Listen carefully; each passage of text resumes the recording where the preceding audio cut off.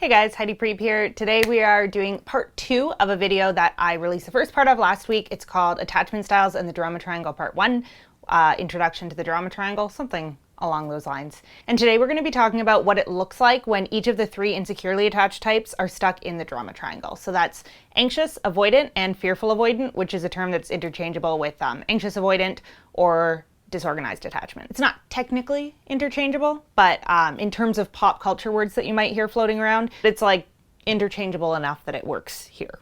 So before we get started, I want to reiterate, or maybe just iterate, because I don't know if I've said this before, that all of these attachment strategies exist because they worked at one time. So the anxiously attached person's starting gate role in the drama triangle is usually the victim role. And this is a role that actually makes a lot of sense for this style because very early on in life, people who are anxiously attached learn that their caregivers could co-regulate with them. So what that means is that when they were upset, when they needed something, because they were quite literally a dependent human being, that's what babies are, and they cried and showed their vulnerability and got their parents' attention, their parent would always, or to the best of their abilities, give them love and nurturance and whatever they needed. However, their parent was not always available. So what this child learned was that I have to try to get my parents' attention, but when I do get it, I will be given love and co-regulation and I will feel okay again. But the problem is that the anxiously attached child did not learn self-regulation. So what that means is that they really have trouble understanding that they can give themselves that same sense of peace and love and regulation. They think that they need someone else to help them get there. So the anxiously attached person perpetually feels a little bit like half of a whole in their lives. So they tend to get really attracted to and drawn into stories about like finding your other half and finding your soulmate and feeling complete at last through a partner. And this isn't something that they choose to do. It's just a virtue of their psyche that developed around this because they never learned self-regulation. So they didn't really learn I can make myself feel okay. I can meet my own needs. I can meet my own wants on my own without the help of another human being. So what that looks like in adulthood is that the anxiously attached person is kind of going around unconsciously looking for a parent figure, not a partner. And this is actually not that different from how we look at love and relationships through the lens of the media, right? There's this like romantic notion that we'll meet someone who loves all of our flaws away and who helps us finally see life differently for the first time. And there aren't a lot of stories about people just learning to do that for themselves and people learning to complete their own lives. They're not as sexy and they're not as exciting because they don't push on attachment wounds. And the problem is that if you're anxiously attached, you take all of those stories quite literally because there is an unconscious desire inside of you already to find that other half. So anxiously attached people are unconsciously always going around looking for someone who's like a parent figure. And who looks like a parent figure? Avoidant personalities. Why? Avoidantly attached people don't emote their needs or wants. So they have a lot of needs and wants, they have a lot of internal issues, just like the anxiously attached person, they have approximately as many internal wounds, okay? And that is a lot. That is not a small amount of internal wounds. However, the avoidance strategy is to pretend that they don't have anything going on and to minimize and to neglect those needs.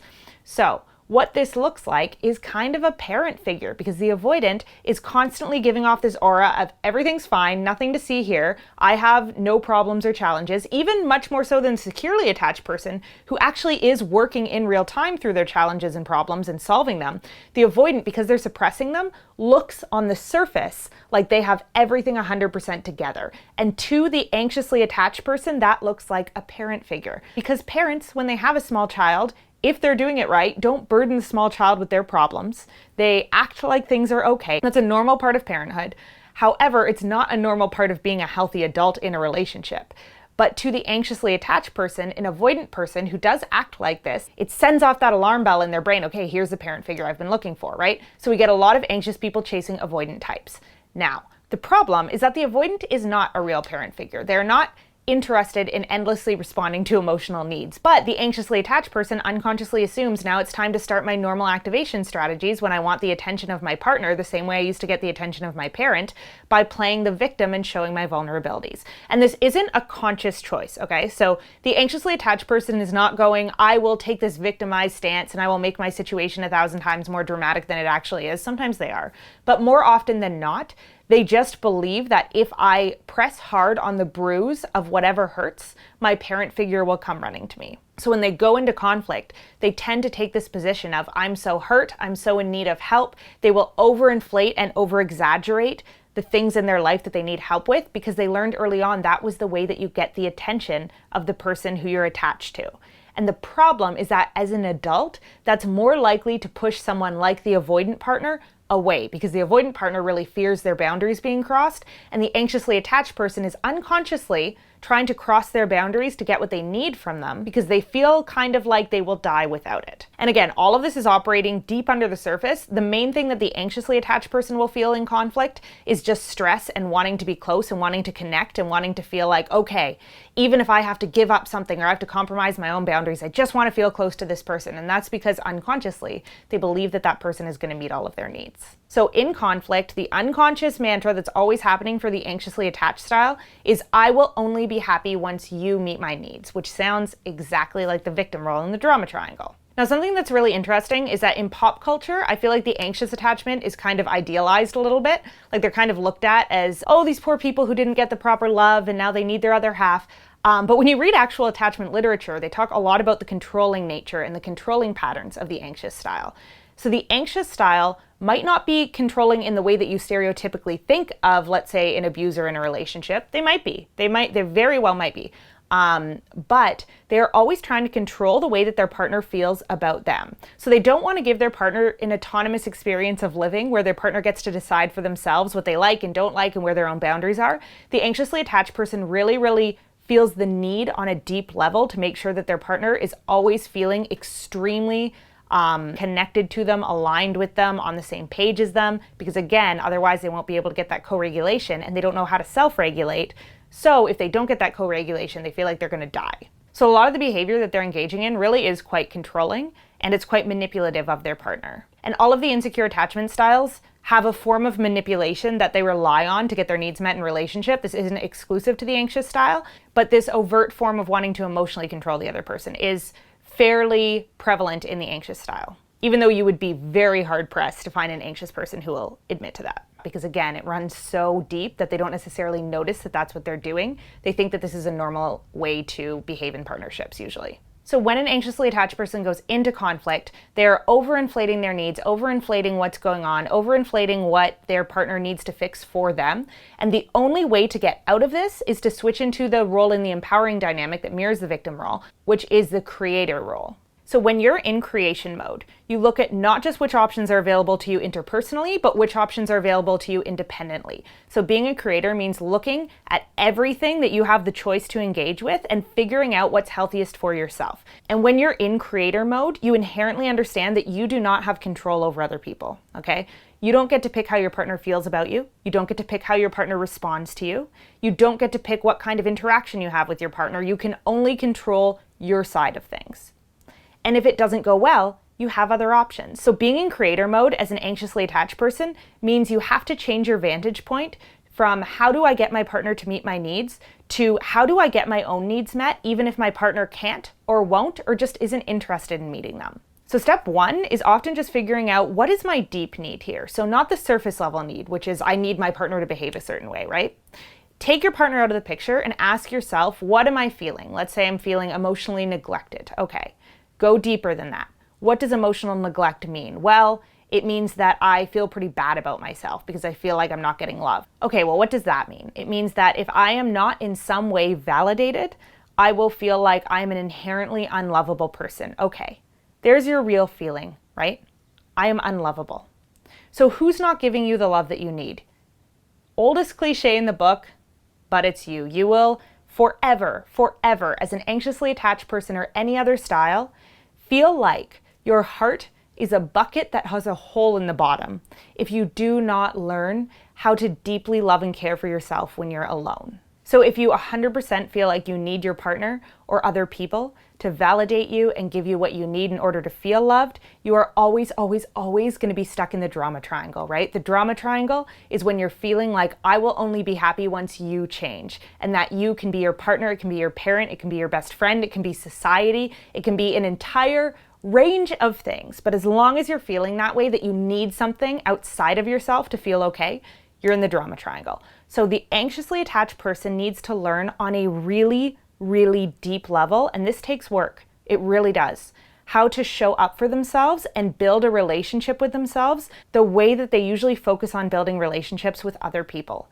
And the beginning of your healing as an anxiously attached person will really be to think of the relationship you have with yourself the way that you think of the relationships you build with other people. So if you really wanted to date someone, would you show up on time to your first date? Would you keep your commitments? Would you buy them little gifts and write them little love letters and think constantly about ways that you could show them that you care about them? Are you doing those things for yourself? Do you show up for yourself when you really want to get something done, even if you're tired or exhausted or feeling emotional and don't really want to? Do you buy yourself little gifts? Do you speak kindly to yourself? Do you spend quality time with yourself?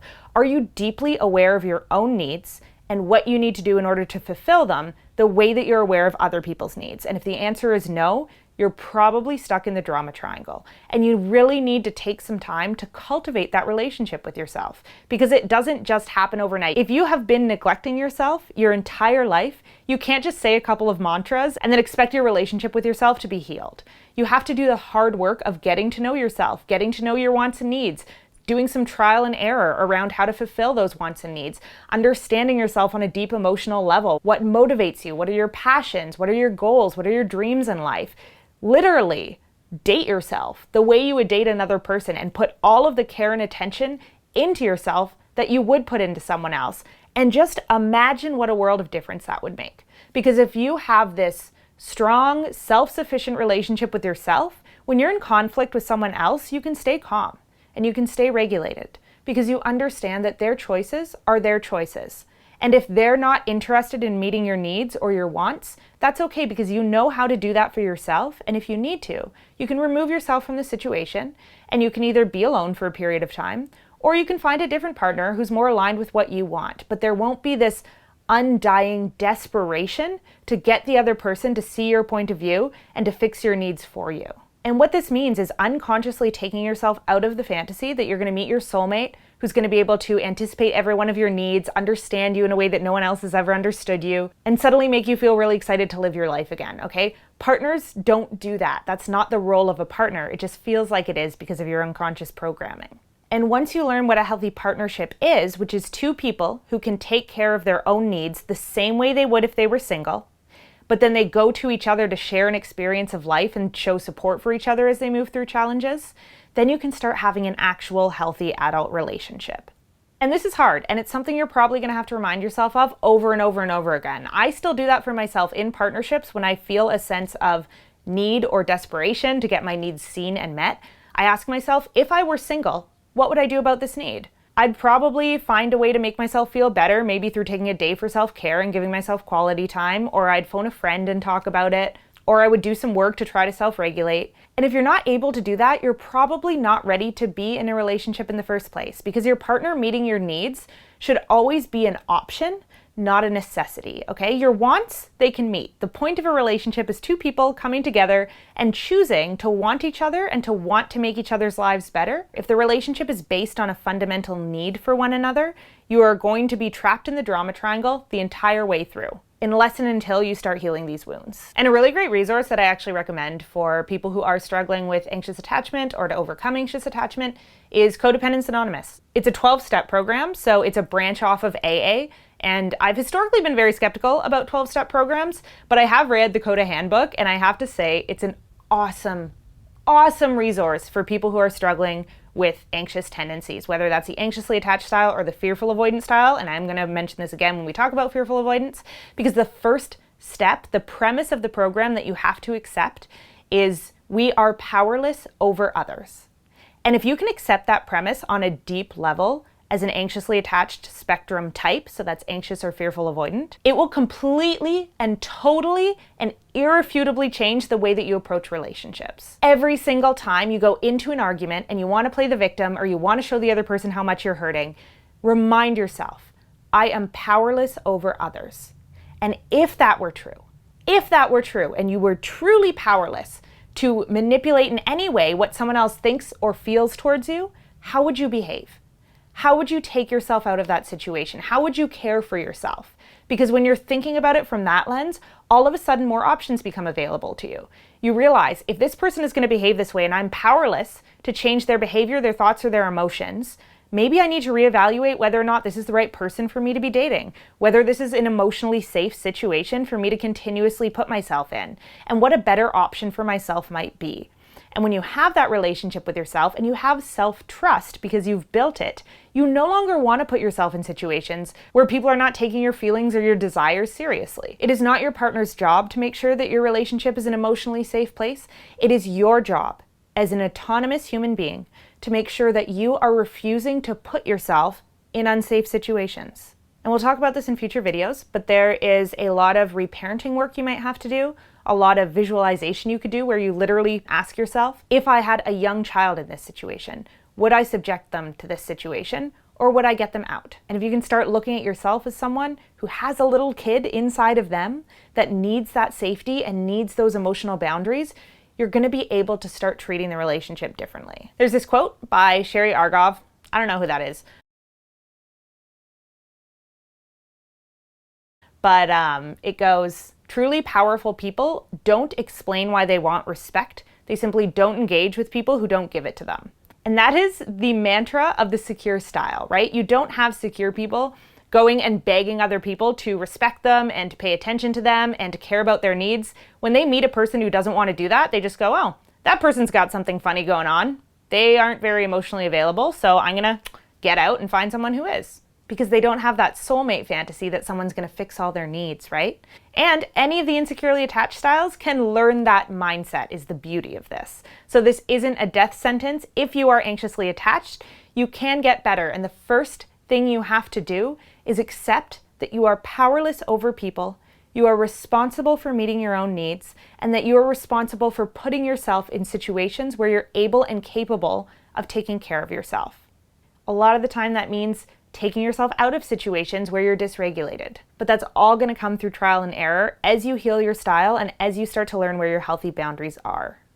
All right, let's talk avoidance. So avoidants tend to like to think that they are never in the drama triangle. They think that they are completely self-sufficient, they meet all of their own needs, they don't have a broken attachment style. Most avoidants self-identify as secure because they are so not looking at their issues and they are so minimizing their own wants, needs, and feelings that they have convinced themselves they don't have those things, or that they only have good and healthy wants, needs, and feelings. But what the avoidant has is a positive view of self, negative view of others. So they believe I'm okay, everyone else is not okay, and they're going to cross my boundaries. So the avoidant lives behind this barricade of walls where they believe, as long as I'm alone, as long as I don't have to form close relationships or close attachments, I will be okay.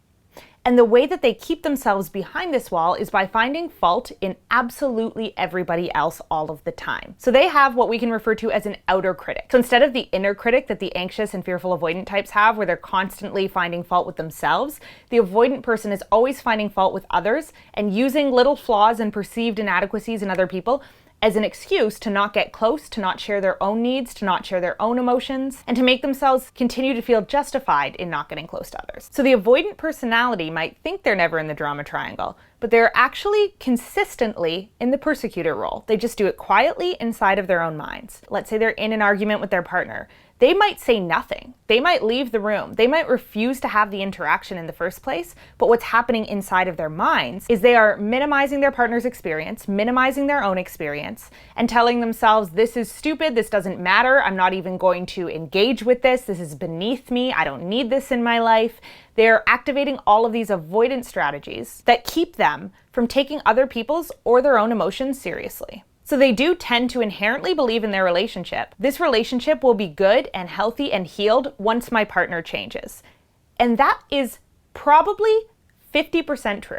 Because again, the anxious and the avoidant partner tend to gravitate towards each other, and both of them have attachment wounds they need to work on, right? The anxious style needs to work on self-sufficiency, but the avoidant style needs to work on emotional awareness, both their own and other people's, and taking themselves and others seriously. So if you're avoidant and you have an anxious partner, yes, things would get better for them if they healed. But it would not mean that suddenly you have a good relationship. For you to have a good relationship, you still have to show up, you still have to do the work, you still have to make yourself aware of and deeply sensitive to your own needs, your own wants, your own vulnerabilities. You have to learn to bring those to the table. You have to learn to share yourself honestly, and you need to learn to set boundaries. I'm going to do a whole video on this, but avoidants tend to think that they have really strong boundaries because they're really good at detaching. And what they don't intuitively understand is that detaching and having boundaries are not the same thing. Detaching is a trauma response. Boundary setting means being clear about your needs, being clear about your feelings, explaining what the boundary's about, and then living healthily within those bounds. Boundaries help you live interdependently. Avoidance helps you live counterdependently. So what that means is living in a way that ensures you will never, in any way, rely on another person, feel like another person's actions affect you. And what the avoidant person does not intuitively understand is that the secure person who does attend to their own wants, needs, and feelings, and who does engage in healthy relationships is actually a lot less vulnerable than the avoidant. They are less vulnerable to hurt because they have communities and people who can help them heal from it. They are less vulnerable to betrayal because they can engage in honest relationships with other honest people who are showing up to the table authentically. They are less likely to get rejected because they don't live their life in a very neurotic and strange way. They are able to have authentic communication with other people where other people can see their nuanced whole instead of the avoidant who doesn't really show themselves to anyone and then gets confused when they're not having the healthiest relationships. So like the anxious style, the avoidant tends to live in the middle of the drama triangle. They are in constant persecution mode, thinking everyone else is trying to cross my boundaries all the time. If only everyone else would get their shit together, this would be fine. And the only way to remove themselves from this narrative is to move into the challenger role. When you're in the challenger position, you intuitively accept that your situation is changing you, that you are dynamically, energetically intertwined with every person that you talk to, every situation you engage with, every new challenge you take on. The world affects you and you affect the world. And when you're in challenger mode, you take that as a given and you make choices according to that. So you cannot tell yourself in a challenger position, this is entirely someone else's fault. You cannot tell yourself in a challenger position, if my partner would only X, Y, or Z, this would no longer be a problem. In a challenger role, you have to accept, I am choosing to be here. I'm choosing to engage in this relationship. I'm choosing to engage in this dynamic, and I'm choosing to learn and grow from it and be changed and challenged by it instead of just deciding that it doesn't matter, because it does matter. Everything you are doing in your life, every person you speak to, every situation you enter into, it does change you. You can deny that as an avoidant, and you can pretend that you're completely invulnerable. You are already vulnerable. If you are watching this and you have any relationship with another human being, you might feel like you've completely closed yourself off. No, you still have feelings about that. They're just coming out unconsciously in weird neurotic ways. And if you want to step into the challenger position, it means accepting that you are going to have relationships with imperfect people. Okay, so just like the anxiously attached type has this vision in their head of a soulmate who's going to magically take away all of their anxieties and problems and challenges in life, the avoidant has a soulmate fantasy of someone they're going to meet who somehow can have a normal relationship with them while also staying perfectly regulated, never being unreasonable, never asking for something that the avoidant doesn't want to give naturally, and who intuitively understands them in a way that means they don't have to communicate or state each other's needs to just get each other and live in happy harmony. And just like the anxious person's soulmate fantasy is completely and totally bogus, so is the avoidance. If you want to be in a partnership as an avoidant, with absolutely no exceptions, you must accept that you will be in a partnership with an imperfect person who does things wrong, who is irrational sometimes, who asks for things that it's not necessarily fair to ask for. And you have to learn how to set clear boundaries, how to understand what your own emotions and needs are, how to bring those to the table, and how to engage with a person who is imperfect in a way that is still loving and fair and respectful to both of you. There is not someone out there who's 100% compatible for you. And this is a trap the avoidant type gets stuck in thinking a lot of the time. They think, okay, my partner's doing X, Y, or Z, so they just must not be the one. Someone is out there for me who's better and more self-sufficient and more self-reliable.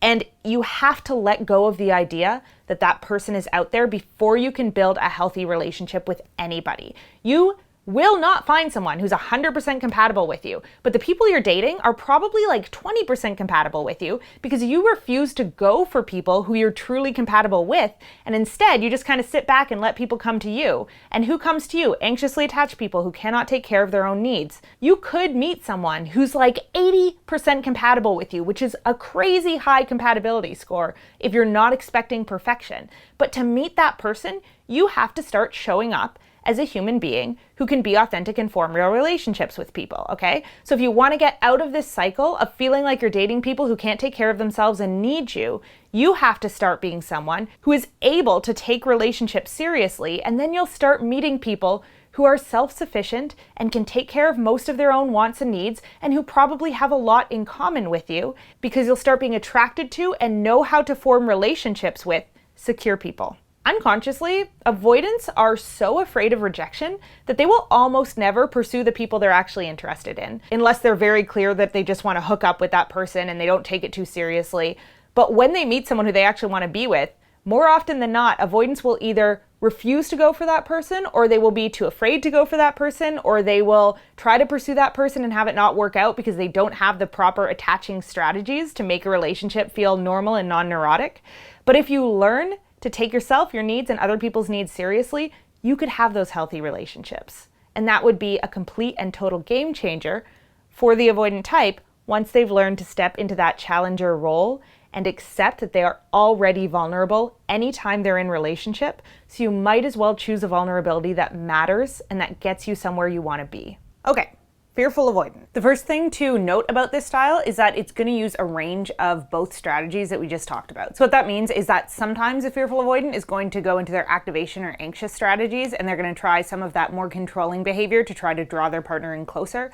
Other times they're going to deactivate and they're going to get really critical about their partner inside of their minds, and they're going to look for reasons or excuses to leave a relationship, to not have to deal with a problem, to minimize their own feelings and other people's feelings so that the problem just kind of goes away without it having to be dealt with. And what that means is that to heal, the fearful avoidant needs to use strategies from both the anxious and avoidant types. So they need to learn to become comfortable with themselves and comfortable alone, but they also need to learn how to show up for themselves, take their own emotions seriously, take other people's emotions seriously. And what they really have to watch out for in this process is not ricocheting too far in one direction or the other. So because the fearful avoidant type does have both of these strategies, there can be this tendency for fearful avoidants to get into a relationship and have all of their anxious strategies activated. So for years at a time, they could become completely enmeshed, have few to no boundaries in relationships, feel very, very fearful of the relationship ending or their partner leaving, especially if they're with a partner who's a bit more avoidant than they are, but then get out of a relationship and just go to town on their avoidance strategies. So they might spend years alone and feel super happy and super comfortable. As a general rule, fearful avoidants tend to feel more comfortable out of relationships than they do in relationships because they are able to self-regulate once their anxious strategies are not activated. So they'll kind of get out of something that might have been very chaotic and full on and intense, and they might feel like, okay, I'm doing the work on myself, I'm figuring out how to be alone, and then when I go back into a partnership, I'll be healthier. But what they're actually doing is just going to town with their avoidance strategies, and they are minimizing their own emotions, minimizing others' emotions, telling themselves they don't need a partner, they don't need closeness, they don't need intimacy. And then the first second that something happens, maybe they get rejected, maybe something gets triggered that makes them really want comfort and warmth and closeness and intimacy. And because they didn't develop true self-soothing strategies, they only developed avoidance strategies, which don't help you when real hard emotions come along, they'll turn right back to what they know, which is a codependent enmeshed relationship, and they'll get stuck in this kind of continuous cycle where they're just ricocheting between their two strategies rather than actually doing the healing work that's necessary to live in the middle ground. So again, fearful avoidants have the worldview of I'm not okay, you're not okay. So they're very critical about themselves, and they're also very critical of other people, particularly their intimate partnerships. So something I've seen a lot with fearful avoidants is that they get stuck in these relationships where they believe that they're tricked into being there in some way, that they don't really want to be there, but they don't know how to leave because they have that critical view of self. So they need others to soothe the view of self, but they also have that same critical view of others that avoidant people do. So instead of idealizing their partner and feeling like they're excited to be in their relationship, the way you often see with anxious partnerships, with the fearful avoidant, they often feel like my partner and I are in this like mutual hostage situation where we know each other's worst sides, and that's why we can't leave, and that's why I can't get out, because I don't know how to give myself the love and care that I need in this moment.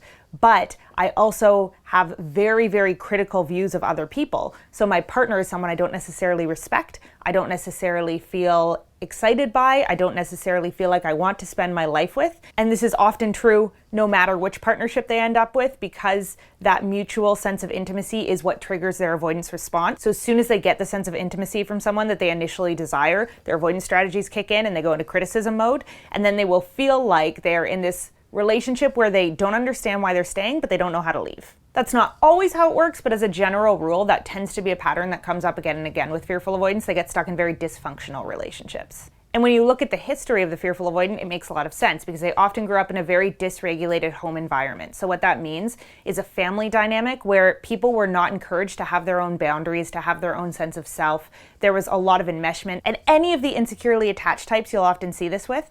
But what happened with the fearful avoidant was they learned that my needs will get taken care of only if someone else's needs are soothed before mine. So what that absolutely sets them up for is taking on the savior role in the drama triangle. So the fearful avoidant tends to unconsciously believe that I will only have my needs met once I first save someone else from something difficult or challenging that they're going through.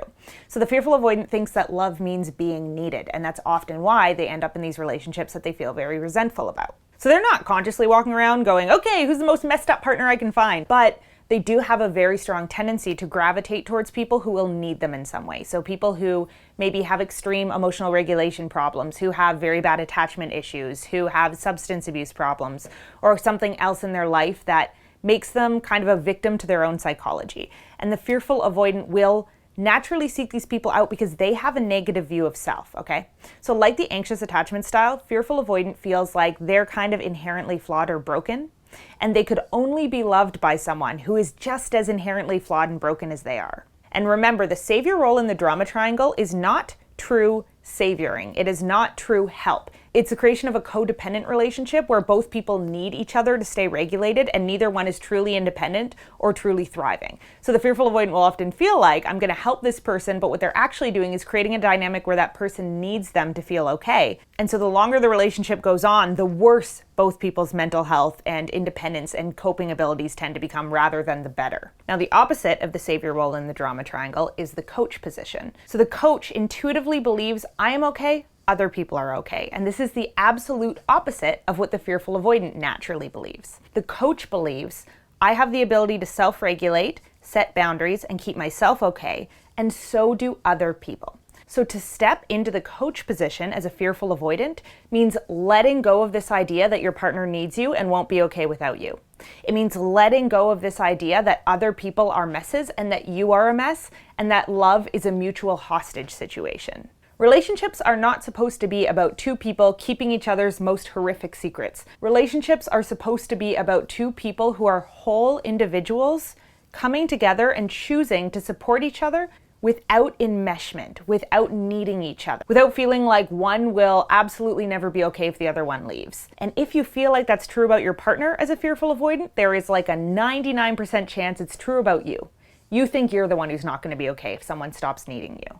Stepping into coach position means finally taking responsibility and acknowledging that you are playing a very large part in keeping your relationships codependent, that when you are out of relationship, you are not truly fulfilling or self-actualizing. What you're doing is ignoring your own emotional needs and then letting this pile of need grow and grow and grow until it overwhelms you and forces you back into what you know, which is a codependent relationship.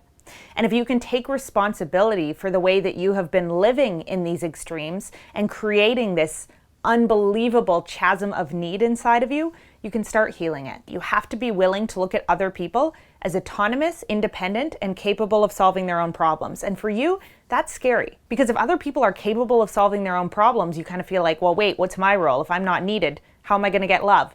You're going to start giving it to yourself. Just like the anxious style, and if you didn't watch the anxious style, I want you to rewind the video to the beginning and watch the advice that's given for the anxious attachment style stepping out of the drama triangle. You need to do the same work. You need to start showing up for yourself, reparenting yourself, giving yourself the love, the compassion, the closeness, the care, the intimacy that you're constantly seeking from other people. And you also need to do the avoidant work of learning to take your own emotions seriously, take other people's emotions seriously, accepting that you will be dealing with unreasonable people, but that you can still choose reasonable responses in those situations. So the fearful avoidant also has this kind of soulmate fantasy where they believe, okay, my soulmate is out there, but I'm not good enough for them yet, so I'm gonna sit here and kind of quietly develop myself into the kind of person that my soulmate would want to be with. That idea has to go out the window. You have to do the work of making yourself feel okay and good and whole in or out of a relationship, with or without your soulmate. And you also have to do the work of bringing your worldview to a place where you trust, rely on, and feel like you can be interdependent with other people without anyone having to keep anyone's deep, dark secrets, okay? So you really have to start practicing interdependence. What does that mean?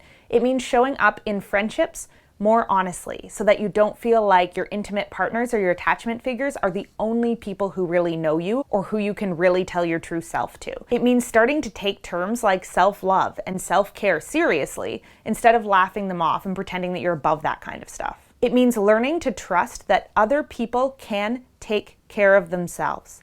And that might mean bringing some people into your social circle who are more secure, who are more self-sufficient, who can model for you that other people are okay when they're on their own. But that doesn't mean that people don't want close, happy, fulfilling relationships. One of the most important pieces of work the fearful avoidant will ever do is learning to set boundaries within relationships.